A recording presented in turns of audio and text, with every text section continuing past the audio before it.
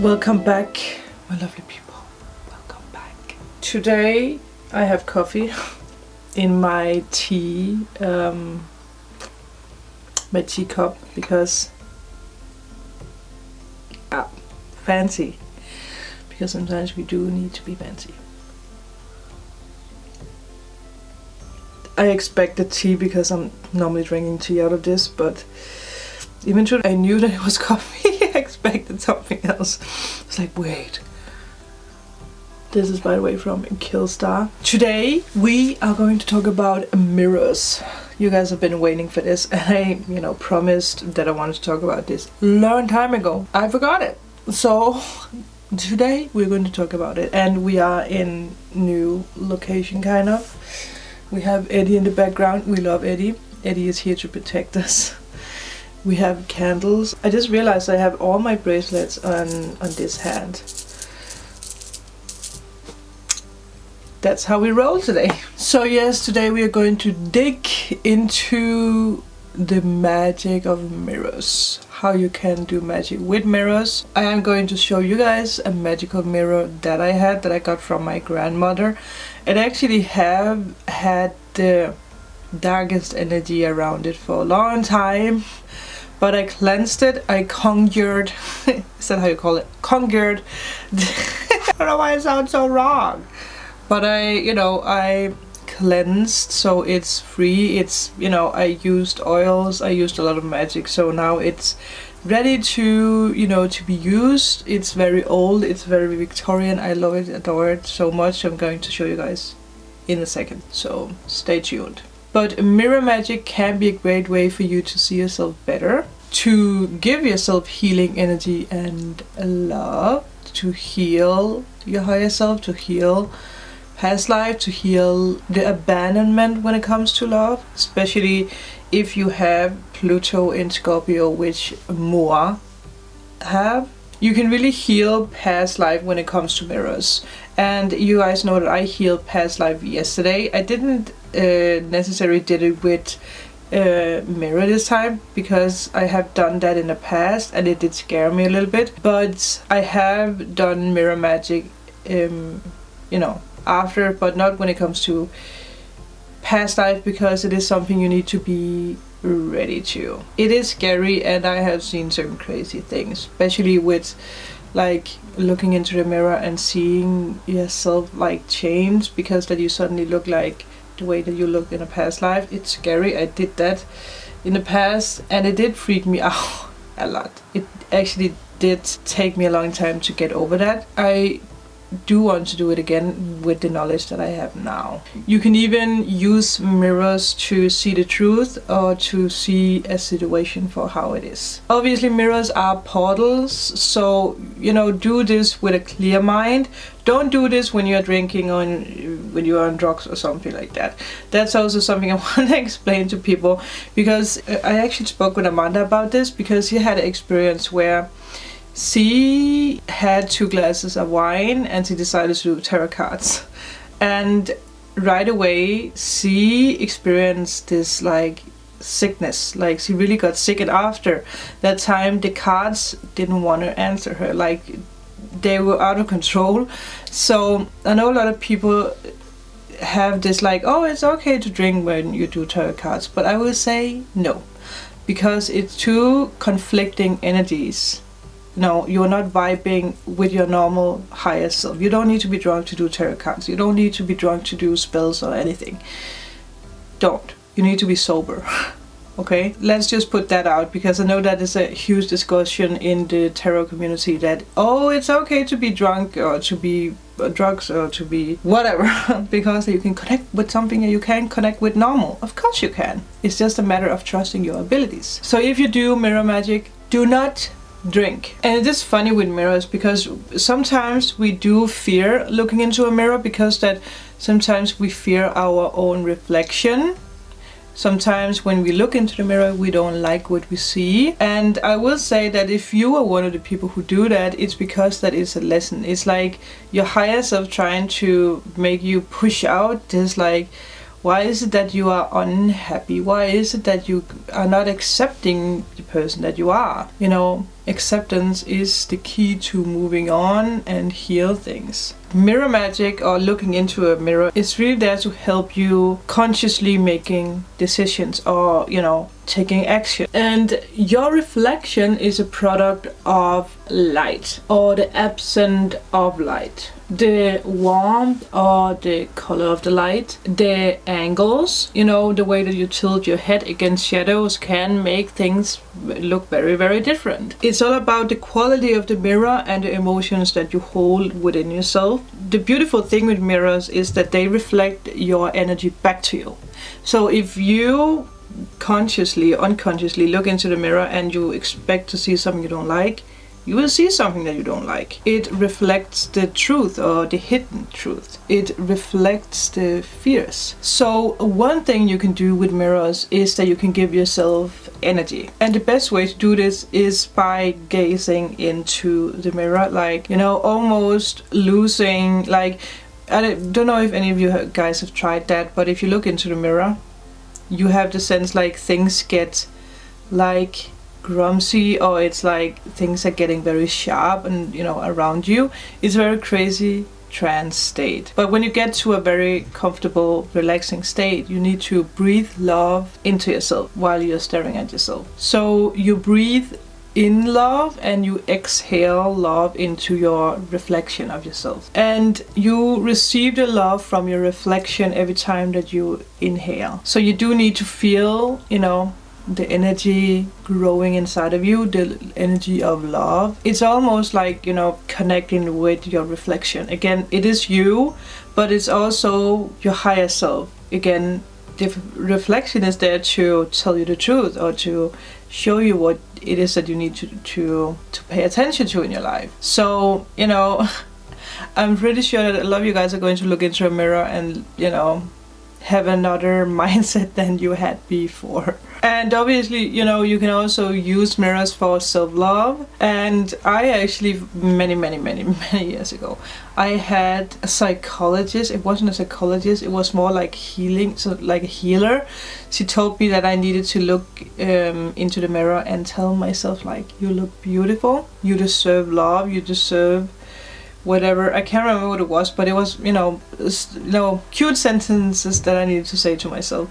And I remember that was one of the hardest things to do, but it is one of the things you can do when it comes to self-love. So you can say I love you, I adore you, you are strong, you are independent, you can do this. It takes time to do it because again, self-love is one of the huge triggers for people out there. So another thing you can do is to draw symbols. That's something that I do a lot. If you stand in front of a mirror, if you want to receive money, you can use the symbol of the rune symbol of love.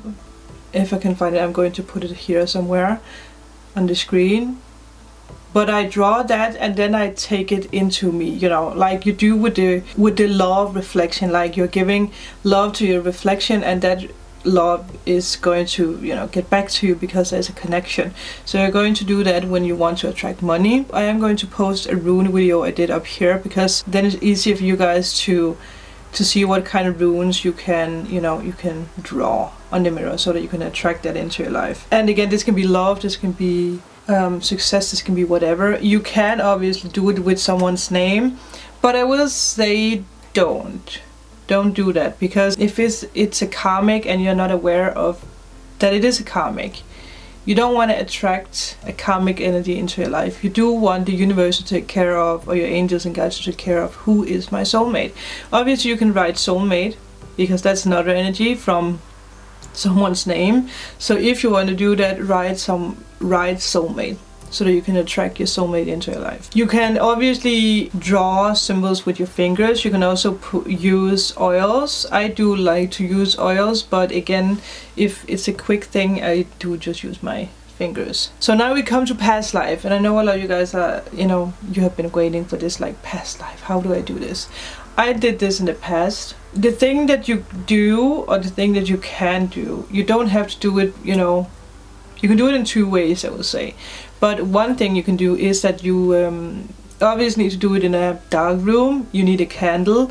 I will say that use a white candle or a black candle. You have to put it close to the mirror and you have to stare into the mirror. But the way that I learned it is that you need to put the candle in a ball of water, because the water is emotions and it represents the moon. So the moon is showing you the unseen, so you can do it that way. But if you're not comfortable with using water, you can obviously just use a candle. You can use one candle, you can use 2 candles on both sides of the mirror, because you get, you know, the better reflection. I know some people use 2, I use 1 because that's what I feel is necessary. The thing you do is simply just to stare into the mirror and, you know, unconsciously or whatever you call that, ask for your past life or ask to see something, whatever it is. Again, you can't control what it is that you're going to see. Sometimes your face is going to change, sometimes you will see symbols, so you will see faces, and you know it is a bit scary to dig deep into your past life, because if you had a brutal past life, which I had, you might feel things and see things. Yeah. But again, it's not necessary, you know, the negative. But again, it depends on if you need to heal from that in a past life. Sometimes, again, you will feel a touch, you will hear something in your mind, or you will hear voices, whatever. Again, if you go into this, you go into this. You don't cut it. You don't suddenly, you know, move back, or you know, you have to close things down if you do mirror magic, whatever magic you do, whether it's including a mirror, because it's portals. So now that we have that out of the picture, the way that I close off a mirror, let me just take a sip of my coffee, because now we're gonna talk about my special techniques. That coffee is cold. Okay, so I have something to write with, because I feel that is the easiest thing here. Would you please focus on me and not on Eddie? So, you use your fingers. Again, you can use your finger, or you can use oil on the finger. I also like to use Palo Santo or white sage. So, I use Palo Santo and white sage first. Just, you know, I put it around the mirror and I make like a cross. After that, I use my fingers and I just draw with my fingers like this, just making some circulations. Then I make a cross over, because again, it's all about closing down for the energy again, or for the portal. And then I make a little round one here. So it's simply like, you know, like this. Make a cross and this, and then do this. This is the last thing, because this is the push, this is the mirror is closed off. And it's funny because normally when I do this, I did this years ago where I filmed it, and I filmed it with the night vision, and you could actually see orbs, you know, going straight back into the portal again, because they're getting, it's like they're, you know, getting sucked into the portal again. So no matter what kind of spell you do, also if you do spells in general, if you have mirrors close by, close off those mirrors, because whatever is attracted to you, you know, can hang around if you don't close it off again. Yeah. And another thing I want to, you know, just say before that I go further with this is, if you have TVs, that is a mirror, because if it's turned off, it's a reflection. It's a black dark reflection.